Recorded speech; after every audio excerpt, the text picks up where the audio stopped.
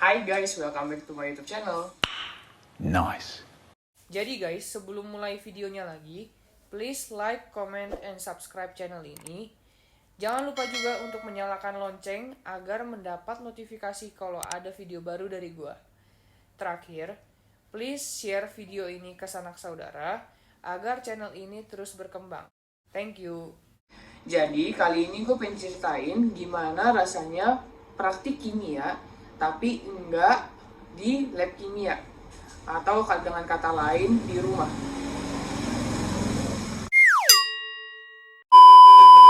Maaf guys, tadi ada motor guys. Ya secara kan gue rekam video ini kan di luar biar dapet cahaya gitu.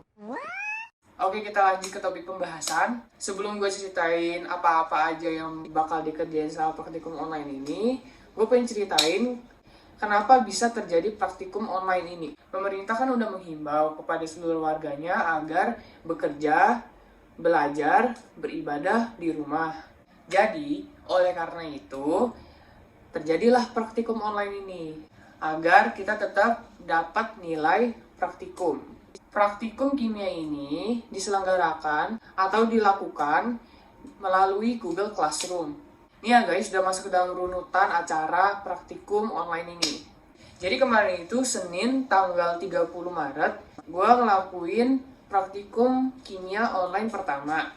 Dan itu dilakukan jam 2 siang. Kita mulai ngumpulin jurnal sama tugas pendahuluan 10 menit sebelum masuk sesi praktikum online. Berarti kalau misalnya gua masuk ke jam 2 siang, berarti kita mulai ngumpulin jurnal dan tugas pendahuluan jam 13.50. Nah, itu nanti di Google Classroom-nya akan dibuka apalah itu namanya untuk upload tugas jurnal dan tugas pendahuluan. Setelah kita udah ngumpulin, tes awal ini akan dimulai pas jam 2 siang. Tes awal ini dimulai saat sesi praktikum dimulai, yang pada saat itu gua adalah jam 2 siang. Dan tes awal ini berjalan selama 15 menit. Tes awal ini tuh dikerjain di dalam Google Formulir yang udah diberikan oleh asisten lab melalui Google Classroom. Nanti di dalam tes awal itu bakalan berisi nama kalian, nomor induk kalian, dan soal-soal tes. Setelah 15 menit tes awal, nanti kita akan melakukan absensi. Nah, absensinya itu nanti akan dilakukan di postingan yang telah dikirim oleh asisten lab. Nah, nanti di postingannya itu, nanti bentuknya seperti ini. Kita akan komen di postingan tersebut dengan menulis nama, NIM, dan klaster yang ada di laboratorium. Setelah melakukan absensi, nanti asisten lab akan mengupload video yang berisi tentang praktik yang akan kita lakukan. Jadi, video ini akan menggantikan praktik kita yang biasanya dilakukan di laboratorium. Setelah 30 menit kita menonton dan memahami video praktikum yang diupload oleh asisten lab, nanti asisten lab akan mengupload data dan hasil pengamatannya. Data pengamatan yang telah diberikan asisten lab nanti akan kita salin ulang di jurnal kita dan yang nantinya akan kita olah di pengolahan data.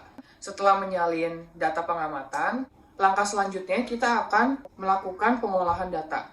Nah, dalam pengolahan data ini kita akan diberikan video atau cara pengerjaan oleh asisten lab yang diupload juga di Google Classroom. Lalu, sekitar 30 menit sebelum sesi praktikum berakhir, asisten lab akan membuka diskusi tanya-jawab jika kita masih belum mengerti cara atau praktik pada sesi ini.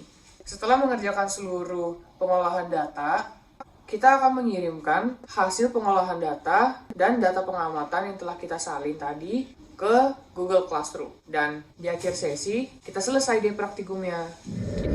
Jadi kira-kira begitu aja sih guys gambaran praktikum online. Dan kesimpulan dari video ini adalah 10 menit sebelum sesi praktik dimulai, kita mengumpulkan tugas pendahuluan atau TP dan jurnal ke dalam Google Classroom. Kedua, saat sesi praktik dimulai, kita melakukan tes awal selama 15 menit di dalam tempat seperti Google Dokumen yang dikirimkan oleh asisten lab.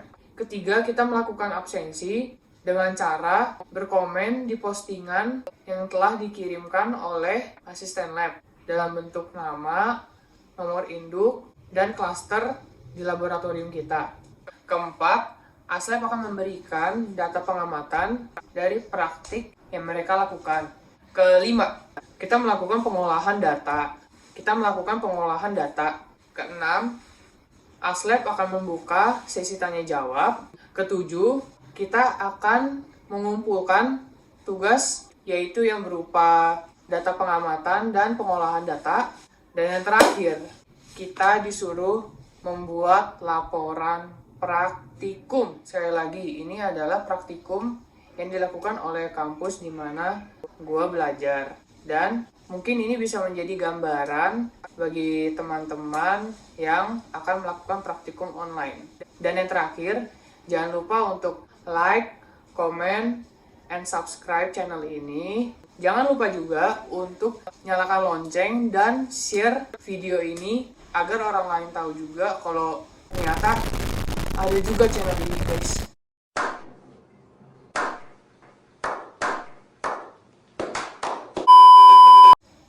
Jadi, terima kasih untuk yang telah menonton. Sampai jumpa.